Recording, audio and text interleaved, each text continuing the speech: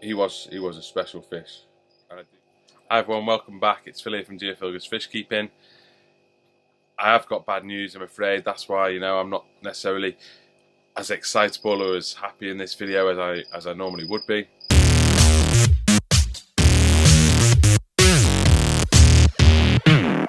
But every time I come downstairs in the morning, the first thing I do is check on the aquarium and check that mainly the stingrays are okay, and just have a quick look in the tank just to make sure all is a-okay and as it should be. However, this morning I came downstairs as normal, and as I opened the living room door, before I could even look at the aquarium, there on the floor in the middle of the living room, about 3, 4, 5 feet away from the aquarium itself, my Asian arowana.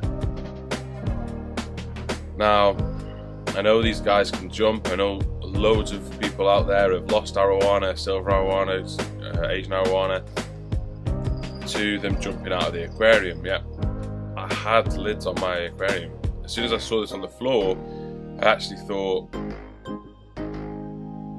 this isn't real. What's that on the floor? I couldn't get my head around it, and then all of a sudden it became a real situation. There it was. The arowana was on the floor. My heart sank when I looked directly over at the tank, and on the tank were still both lids.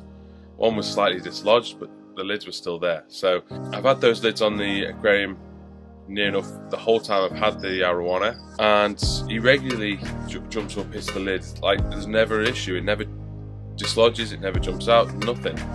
But obviously last night, I don't know what happened. I don't know if it was something between him and the giant gourami that's in the aquarium. Something spooked him. I don't know. I really don't know. But he's jumped out.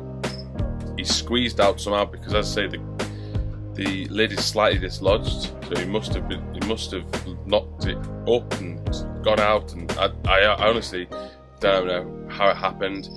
The sofa is right next to the aquarium. He's obviously come out of the aquarium, fallen onto the sofa. There's marks on the sofa where he's been, several marks where he's fallen and flipped around to then land on the floor in the centre of the living room, a few feet away from the aquarium, and he's just died. He's died. It's massively disappointing. Absolutely gutted. He was my favourite fish. Kind of nicknamed him Mr Grumps, because he was a little bit grumpy every now and again. But yeah, my top 5 monster fish that I was keeping, he was my number 1, and there was no real argument over it. Yes, I'm massively in love with the stingrays. Yeah, stingrays are a big fish in my hobby, but he was my number 1. I'd had him months and months, nearly a year now. I've had him, and not like overly attached like you would if you had a dog for like 10-12 years or what have you, but he was still by far my favourite fish. The character he had, I had him eating anything and everything, built up that rapport with him in some respects. Yeah, sad day. Obviously I was in a couple of minds to share it with you, but I do think it's important that I share it with you. I don't want him to just go unnoticed.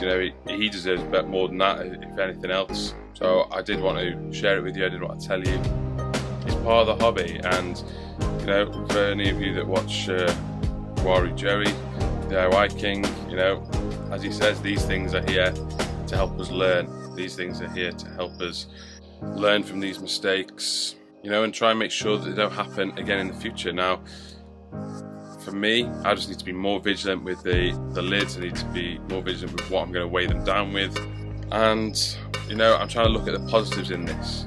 I've got a little bit more scope of what I can do with that aquarium now. He was holding me back a little bit, but I was happy for that, because he was my number 1 fish, so I was having it to suit him, tank mates to suit him. But some of the other fish in there, the geos, in my view, the quieter ones, they are already seeming a little bit more confident. It means that I could probably get that more back into a planted aquarium and a community aquarium.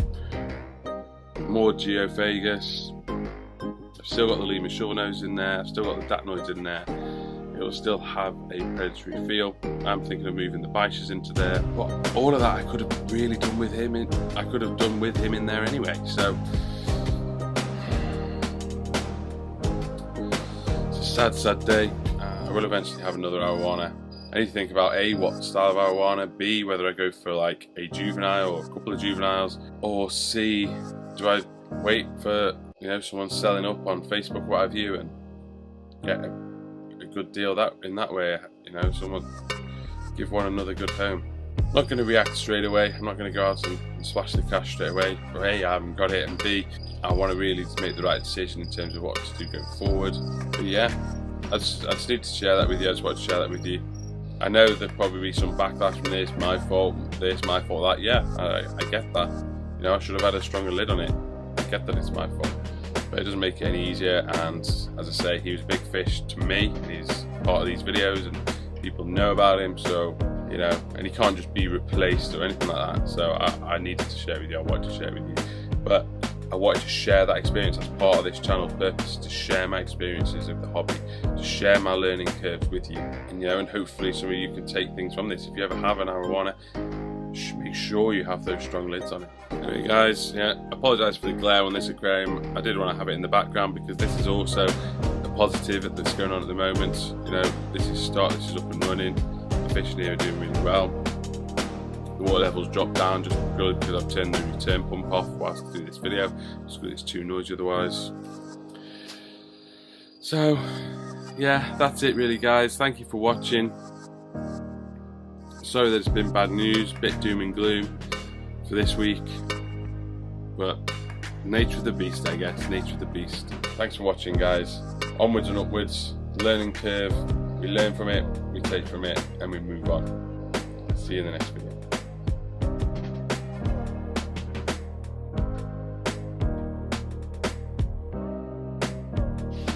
Look at that.